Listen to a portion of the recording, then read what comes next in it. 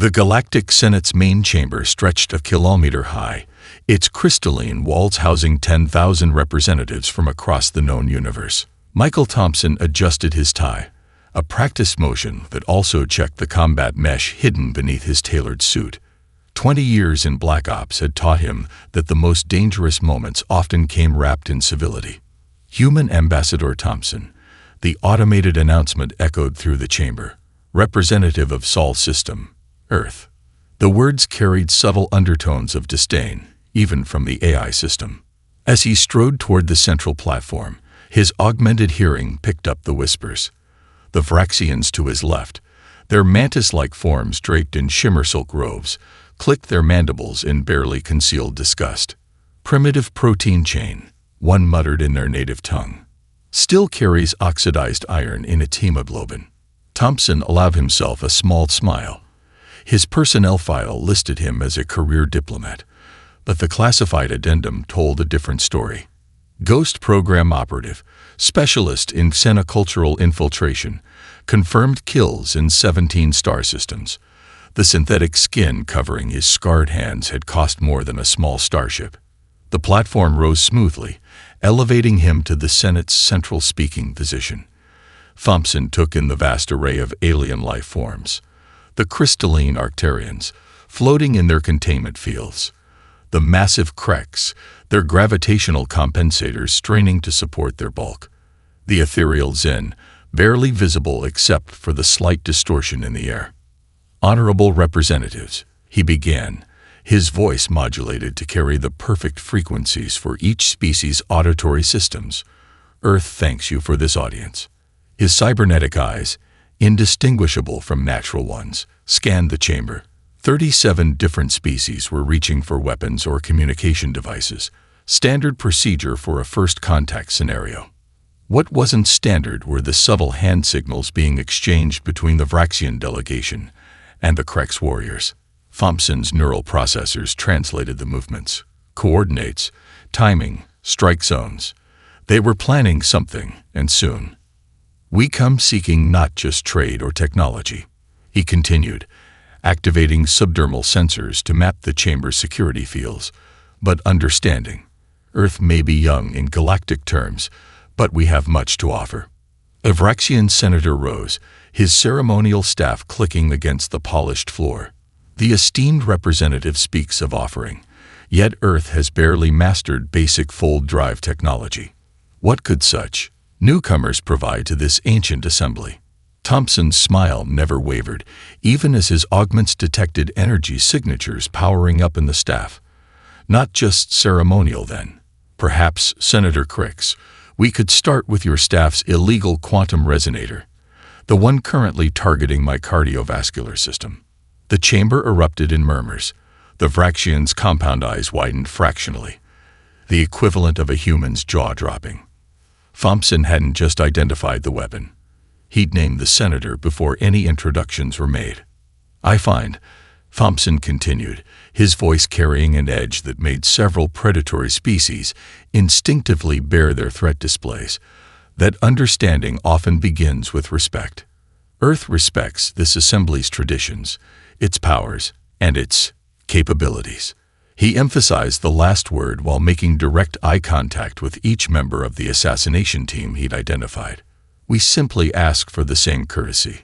His briefcase, quantum locked to his biosignature, contained enough adaptive technology to level the building. But today wasn't about showing force. It was about showing restraint, humanity's most terrifying weapon. The session is concluded, announced the Senate Eye, perhaps sensing the rising tensions. As Thompson descended from the platform, he caught fragments of new whispers. How did it know? Those eyes. Did you see? Command wants full surveillance. Thompson straightened his tie one more time, checking the combat mesh. First contact protocols were proceeding exactly as Earth's intelligence had predicted. The Senate would test them, probe for weaknesses, and eventually try to eliminate what they saw as a threat. They would learn, as so many others had, why humans had survived their own violent history. Not because they were the strongest or the most advanced, but because they had mastered the art of being underestimated. As he exited the chamber, his augments picked up one final whisper, this time from a species known for their precognitive abilities. "We have invited a wolf into our flock, dressed as a sheep, but this one wears the sheep's clothing like a warning." The seventh quadrant gala sparkled like a dying star, beautiful and deadly. Thompson adjusted his ceremonial sash, a requirement for diplomatic functions that conveniently concealed 3 different countermeasure devices. Around him, the Senate's grand reception hall pulsed with bioluminescent crystals, each one worth more than Earth's entire defense budget. "Ambassador Thompson," a melodious voice chimed behind him. "How fascinating to meet a real human." He turned to face Senator Valara of the Zin Collective, her translucent form shifting like morning mist. His augments registered the neurotoxin particles dancing in her wake. Deadly to most species, harmless to humans, though she didn't know that. "The fascination is mutual, Senator," Thompson replied, raising his glass of Arcturian ice wine. "I study your species' contribution to galactic art extensively." His neural processors flagged 3 assassination plots being discussed in various corners of the room, all in languages their speakers thought humans couldn't comprehend. The Vraxian ambassador, Kriksta, approached with his entourage. Their ceremonial staffs had been replaced with ornamental fans, though Thompson's sensors detected enough explosive power in each to level a small city. "Ambassador Thompson." Kriksta's mandibles clicked in what passed for a diplomatic smile. "I must introduce you to the coalition delegates. They're quite interested in Earth's rapid development." "Of course." Thompson followed, cataloging the positions of 17 different hidden weapons in the group. His augments translated their subvocal communications. "Primary package in position. Backup teams ready. Wait for the signal." The coalition delegates formed a practiced circle around him. The Krex representative, Ambassador D. Thor, loomed over the group, his gravitational field distorting the light around them. "Tell us, human Thompson, how does your species view the Senate's power-sharing protocols?" "A textbook ambush formation." Thompson sipped his wine, letting his cybernetic taste buds neutralize the 3 different toxins they'd added. "Actually, Ambassador de Thor, I'm more interested in your views on the Helios incident." The massive alien's secondary heart skipped a beat. Thompson's augments registered the fluctuation. The Helios incident was classified at the highest levels, a failed Krex attempt to destabilize Earth's sun. They didn't know humans had traced it back to them. "I'm not familiar with," Thor began. "Of course not," Thompson interrupted smoothly. "Just as I'm not familiar with the quantum destabilizers your guards are currently pointing at my cerebral cortex. Shall we maintain these polite fictions?" The circle tightened imperceptibly. Kriksta's mandibles clicked in agitation. "You make dangerous accusations, Ambassador." Thompson's smile remained diplomatic, even as his combat systems identified 37 different ways to eliminate everyone in the circle. "Not accusations, Ambassador. Observations, like my observation of the Vraxian kill team currently moving through the service corridors, or the Zin assassin masquerading as waitstaff." The aliens exchanged glances, their confidence wavering. Humans weren't supposed to detect such things. They weren't supposed to know about quantum destabilizers or recognize Zin infiltration techniques. A demonstration, perhaps. Thompson reached for his drink, deliberately brushing against Thor's ceremonial bracelet. The quantum encryption protecting their communication network collapsed silently. Throughout the room, hidden operatives suddenly lost contact with their handlers. How did? Thor's gravitational field fluctuated in shock. "Earth may be young," Thompson said, his voice carrying to exactly the right beings in exactly the right way. "But we learned long ago that the best way to survive is to see everything, know everything, and let your enemies think you know nothing." He raised his glass in a toast. "To new friendships and old secrets. May we all live long enough to appreciate both." The circle broke, its members retreating to safer distances. As they dispersed, Thompson's augments caught their new whispers. "Impossible. How much do they know? Abort primary plan. Reassess." Thompson finished his wine, allowing himself a small moment of satisfaction. The real game hadn't even started yet, but already the board was shifting. These beings, for all their advanced technology and ancient civilizations, had forgotten something crucial. The most dangerous predator isn't the one that shows its teeth, but the one that smiles and waits. Behind him, the gala continued its glittering dance of deception, unaware that a wolf walked among them, counting their teeth while they tried to count his. The Symphony of Worlds was the Senate's premier cultural event, where species showcased their artistic achievements through complex sensory performances. Thompson sat in the diplomatic box, appearing to enjoy the Arcturian crystal song, while his augments tracked the subtle changes in the chamber's acoustic properties. Magnificent, isn't it? Senator Valora's ethereal form shimmered beside him. The harmonic resonance can bring some species to tears. Among other things, Thompson replied, noting how the Vraxian engineers had spent the last hour modifying the chamber's sonic projectors. His neural processors had already identified the weapon's signature, a sophisticated acoustic driver designed to liquidate human organs while leaving other species unaffected. The Zen delegation's performance began, their bodies creating intricate patterns of light and shadow. As the music swelled, Thompson's internal sensors detected the first harmonics of the sonic weapon powering up. 3 Vraxian assassins had positioned themselves at key points around the chamber, their bodies concealing portable amplifiers. Thompson checked his chronometer. 5 minutes until their weapon reached lethal frequencies. 4 minutes until the Krex representative was scheduled to create a diplomatic incident as distraction. 3 minutes until security would be conveniently called away from this sector. He took a sip of water, activating his subvocal communicator. Ghost to control. Contingency echo is in play. Confirming sanction for countermeasures. The response came instantly. Sanction confirmed. Maintain protocol. As the symphony reached its crescendo, Thompson made his move. He shifted slightly, accidentally bumping the anti-grav stabilizer of the Vraxian noble seated behind him. The noble's involuntary movement disrupted the carefully calibrated sonic grid by exactly 0.3 degrees. The first assassin's amplifier overloaded silently, the feedback traveling through his cybernetic implants. Thompson watched through thermal imaging as the alien's nervous system short-circuited. To everyone else, it would appear the Vraxian had simply dozed off during the performance. Beautiful composition, Thompson commented to Valora, while remotely accessing the chamber's environmental controls through a backdoor he'd installed days ago. A microscopic adjustment to the humidity levels caused condensation to form inside the second assassin's equipment. The power surge was minimal, just enough to trigger a fatal reaction in the alien's illegal combat stems. 2 down. The third assassin, noticing something was wrong, reached for his emergency beacon. Thompson admired the alien's training.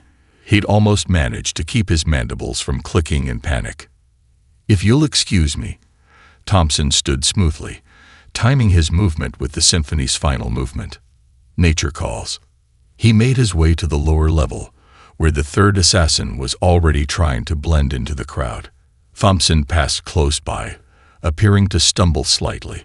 Their shoulders brushed, just enough contact for Thompson's nanites to transfer to the assassin's ceremonial armor. By the time the body was found in a maintenance shaft 3 hours later, the nanites would have long since dissolved, leaving only traces of a rare Krex toxin in the Vraxian system.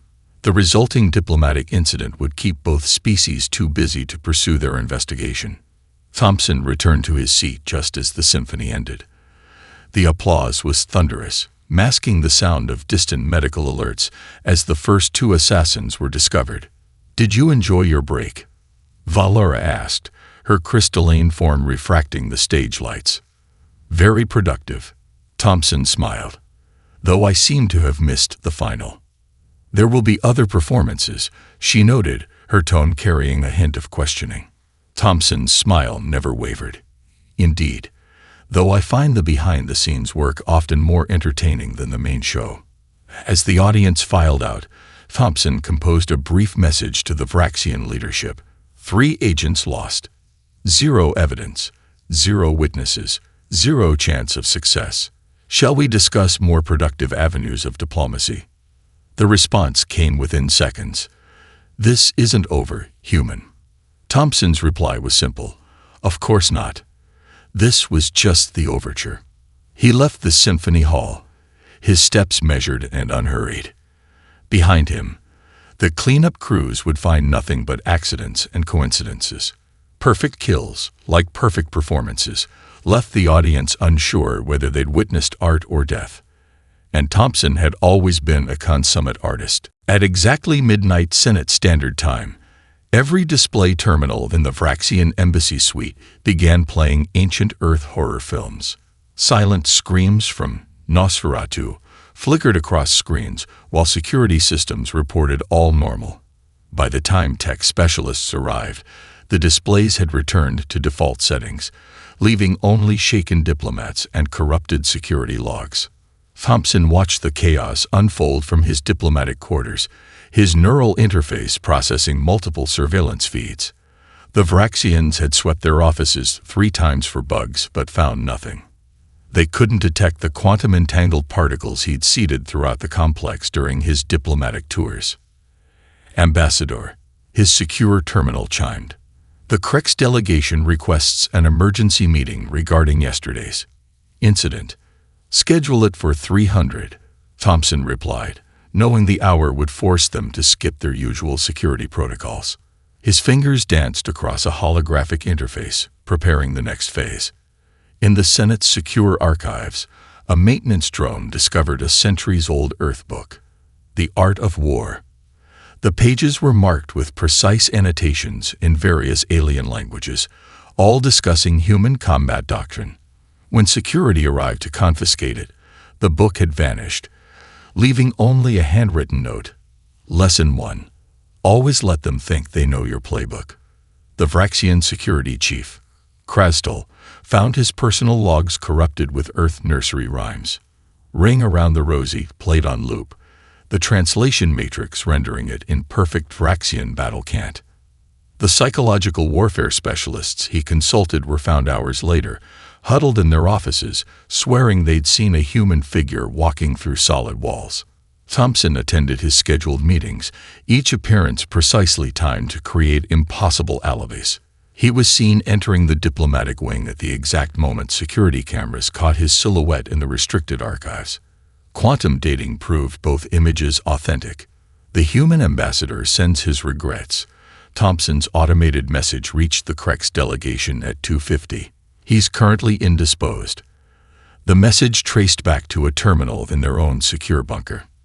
At 300, the Krex representatives found their meeting room empty except for an antique Earth clock, ticking quietly on the conference table. Its face bore the inscription, "Time is the fire in which we burn." Forensics would later confirm the clock had been there for days, undetected by daily security suites. "This is impossible," Krastel muttered, reviewing another security breach. "He's one human, one species that barely mastered spaceflight. Are we certain of that?" His assistant clicked nervously. "The humans have legends of shapeshifters, of things that wear human skin." Thompson's voice echoed through their secure channel. "Interesting theory. Care to test it?" The Vraxian security team spent the next hour chasing shadows through the lower levels. Security cameras caught glimpses of Thompson in multiple locations simultaneously. Environmental sensors detected human vital signs in sealed chambers. Each investigation found nothing but more questions and growing fear. In his quarters, Thompson compiled his daily diplomatic reports while orchestrating the psychological siege. His augments monitored the rising stress levels in his targets, calculating precisely when to push and when to let their own imaginations do the work. "Ghost to control," he subvocalized. "Phase 4 proceeding as planned. The complex's security grid is compromised, and target psychological profiles indicate growing instability." "Confirmed, Ghost. The Senate Intelligence Committee is requesting information about unauthorized human infiltration techniques." Thompson allowed himself a small smile. "Inform them that under Section 7 of the Earth Senate Accord, All diplomatic security measures are classified. He turned his attention to the surveillance feeds. The Vraxian ambassador was demanding a full military response. The Krex delegation was requesting extraction. 3 minor species had already withdrawn from the anti-Earth coalition. On his desk, Thompson kept a small plaque with an ancient human military maxim. The supreme art of war is to subdue the enemy without fighting. But as he watched his opponents unravel, Thompson knew the truth.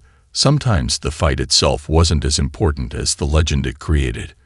By the time this was over, the Senate would tell stories about the human ambassador who turned their impregnable fortress into a haunted house. And legends, he knew, lasted longer than empires. The emergency session of the Galactic Senate began with an accusation that shattered centuries of diplomatic protocol. Senator Krixta's voice boomed through the chamber, his mantis-like form towering over the speaking platform. The human ambassador is a spy, a saboteur, and an assassin. Thompson sat in Earth's delegation pod, apparently unmoved by the charges. His neural processors were busy calculating trajectories as elite Vraxian kill squads took position in the upper galleries. 57 shooters, each armed with weapons that could vaporize a small shuttle. "We have evidence," Krixta continued, mandibles clicking in barely contained rage, "of illegal surveillance, unauthorized access to restricted areas, and the deployment of military-grade technology within the Senate complex."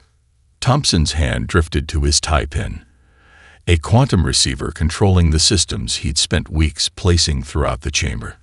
His augments detected the kill squad's targeting systems activating, painting him with invisible death. "The human delegation's diplomatic status is hereby revoked," Krixta declared. "Security teams are authorized to." The chamber plunged into absolute darkness. Even the bioluminescent crystals that lined the walls went dark, their ancient light snuffed out by Thompson's countermeasures. His voice, modulated to carry precise frequencies that bypassed standard translation matrices, echoed through the darkness. "Let me tell you about Earth's Boogeyman." Emergency lights flickered, casting strange shadows across the chamber. The kill squad's thermal imaging revealed nothing but ghost signatures, Thompson's heat profile seemingly scattered across multiple locations. On Earth, his voice continued, now seeming to come from directly behind Krixta. "We tell our children stories about monsters in the dark. But do you know why?" The first shot came from the upper gallery, a panic reaction from a Vraxian shooter who thought he saw movement. The energy bolt passed through a hologram, detonating against the chamber shields.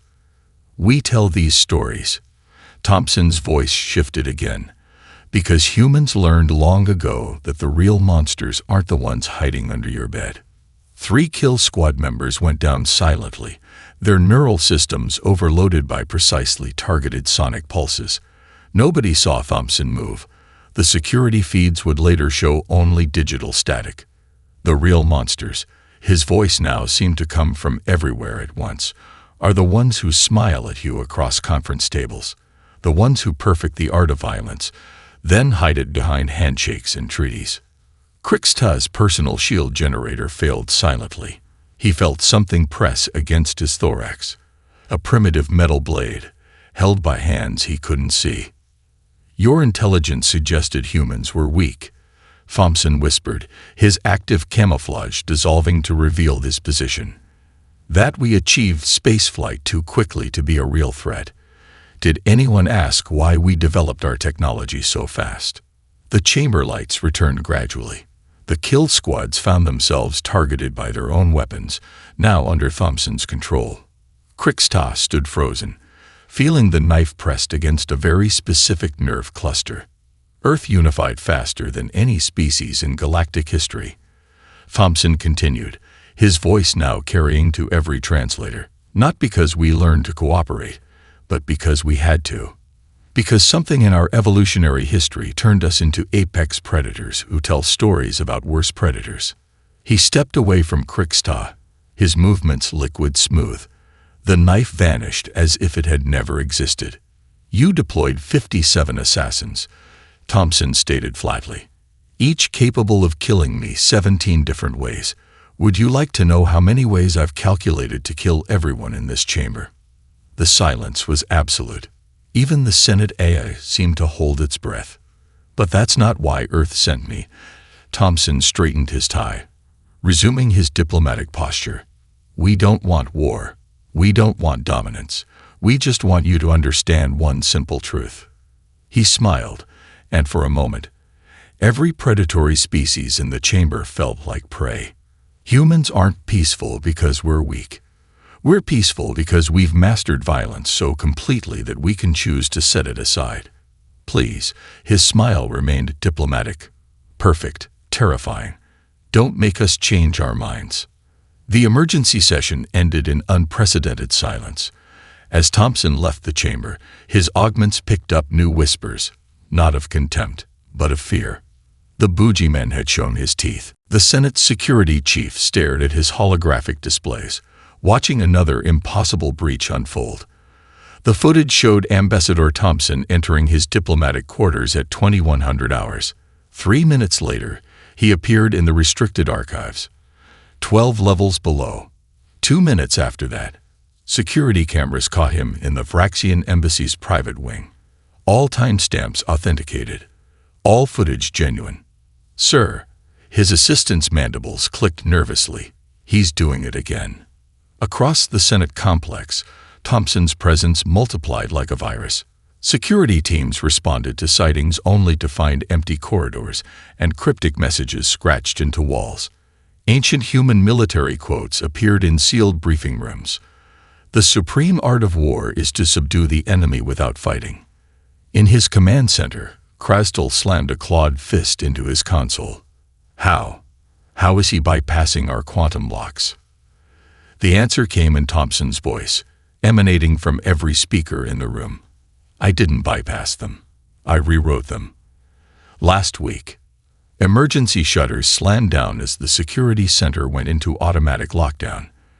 When they opened 30 seconds later, every screen showed the same image. Thompson, sitting at the chief's own desk, recorded days ago. The timestamp was authenticated. "Fascinating system you have here," the recorded Thompson mused, examining a secure datapad. "Did you know your quantum encryption still uses baseline algorithms from the Rigel Accords? The ones Earth helped design?" Krastel's compound eyes widened. The Rigel Accords were supposed to be secret. In the diplomatic wing, 3 Vraxian assassins breached Thompson's quarters, weapons ready. They found an empty room and a single message floating in holographic text. "Nice try. Check your own quarters." The assassins rushed back to their safe house, only to find evidence of Thompson's presence. He'd rearranged their furniture, left coffee rings on their mission briefings.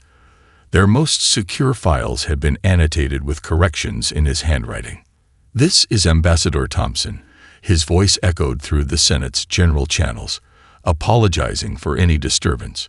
"Routine diplomatic security exercises are underway." The Vraxian ambassador, monitoring from his secure bunker, felt his exoskeleton crawl. The message was perfect. The exact wording needed to prevent other species from investigating the disturbances. Thompson was using their own protocols against them. "Sir," a security officer burst into the bunker. "We found something in the old archives. Records from Earth's first contact. There's a warning." The document appeared on their main screen, partially corrupted but legible. "Human diplomatic corps primarily recruited from special operations background, psychological warfare capabilities, designated as Class 9 predator species." "That's impossible," the ambassador chittered. "The classification only goes to Class 7. "It does now." Thompson's voice agreed from everywhere and nowhere. "We helped write that classification system too. Had to leave ourselves some room at the top." In the Senate's main security hub, Krastel watched as his best teams unraveled. Veterans of a dozen interstellar conflicts jumped at shadows. Sensor specialists reported human vital signs in vacuum-sealed chambers.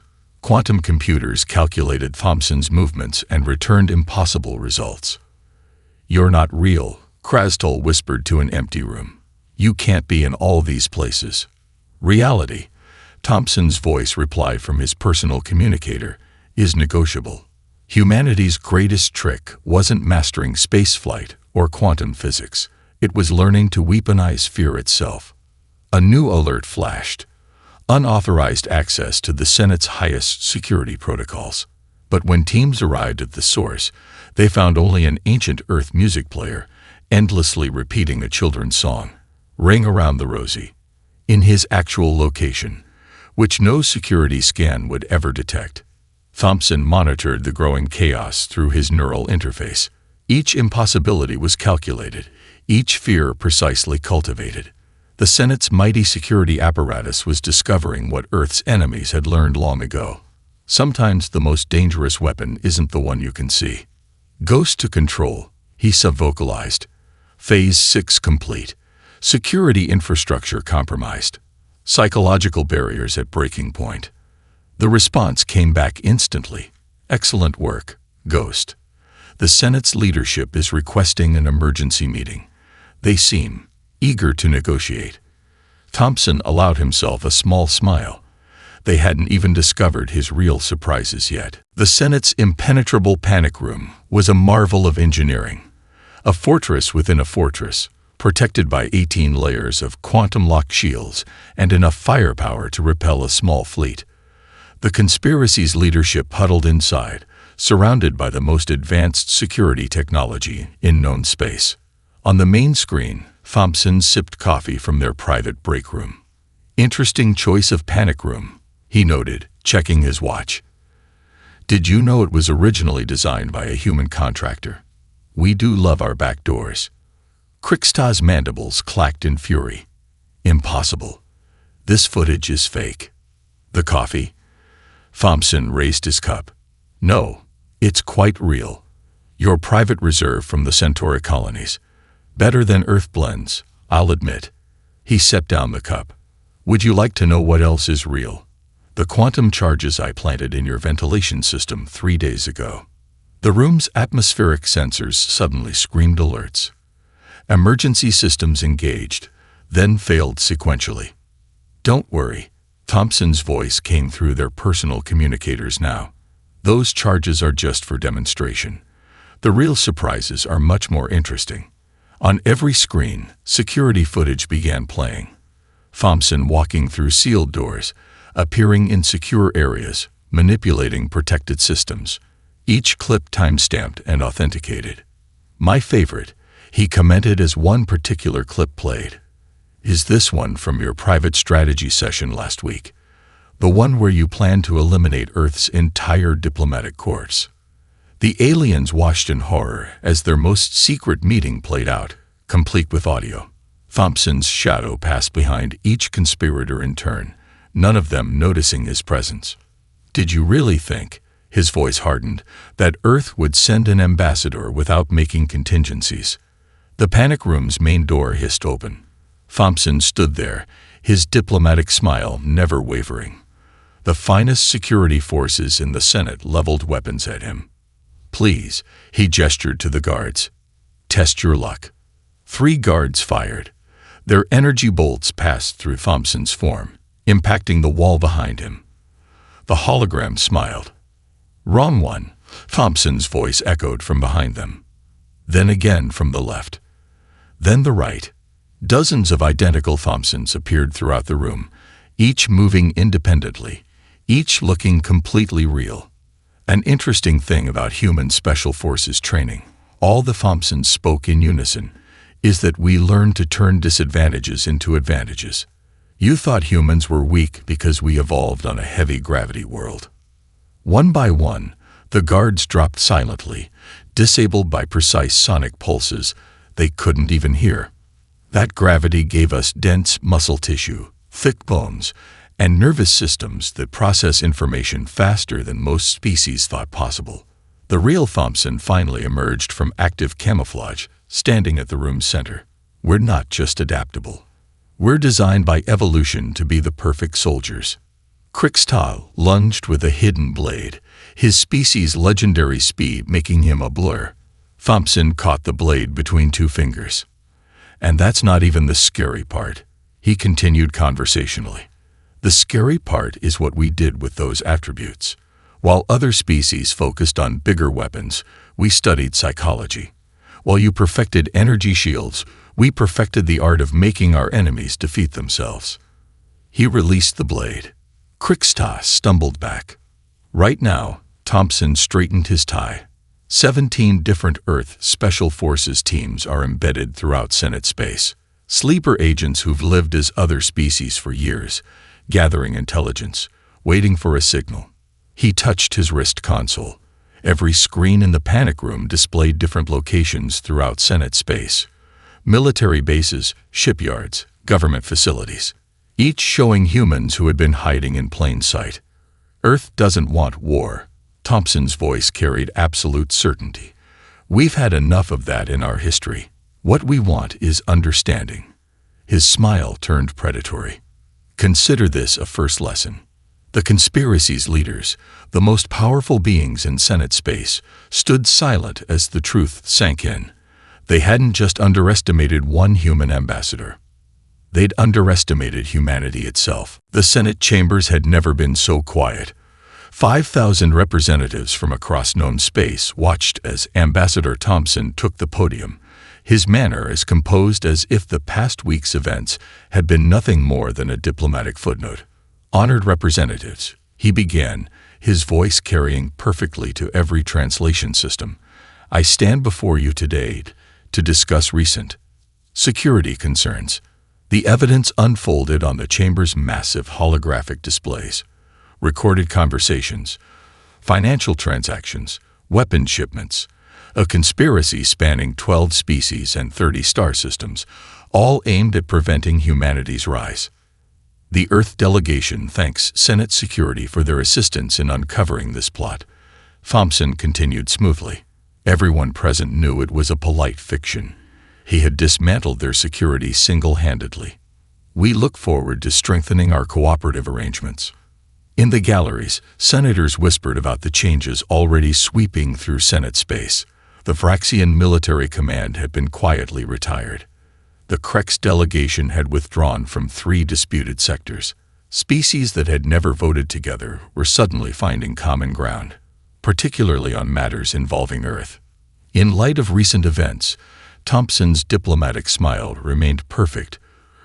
Earth proposes new protocols for interspecies security cooperation. The holographic displays shifted, showing complex technical specifications. The Senate's best analysts would later spend months studying them, only to realize that the real innovations were hidden in plain sight, much like humanity itself. Additionally, Thompson gestured to his aide, who distributed quantum lock data crystals. We're sharing limited examples of human defensive technologies. Consider it a gesture of trust. The chamber erupted in subtle movements, mandibles clicking, tentacles writhing, crystalline forms shimmering.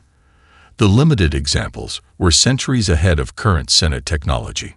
Not enough to threaten Earth's advantages, but sufficient to demonstrate what humanity could offer as allies rather than enemies. There's an old Earth saying, Thompson continued, his augments tracking the micro-expressions of every species present. Keep your friends close and your enemies closer. Earth prefers a simpler approach. Turn enemies into friends and friendship into strength. In their private chambers, the Senate's most powerful members reviewed their options. The human ambassador had exposed their vulnerabilities, dismantled their security, and reshaped the balance of power, all without firing a shot. Now he offered partnership instead of dominance. The choice before us is simple. Thompson's voice carried warmth now, expertly modulated for each species' emotional response patterns.